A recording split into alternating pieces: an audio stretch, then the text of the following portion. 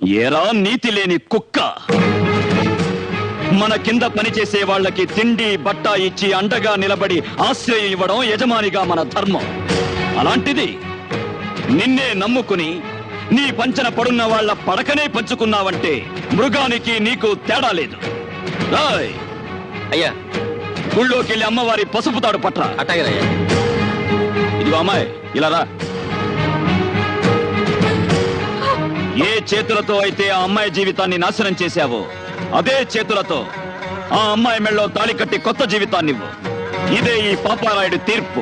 పాపారాయుడు, నీ తీర్పు మార్చు. అయినా ఇలాంటి అలగాజనంతో ఆడుకోవటం మాలాంటి జమీందారులకు మామూలే.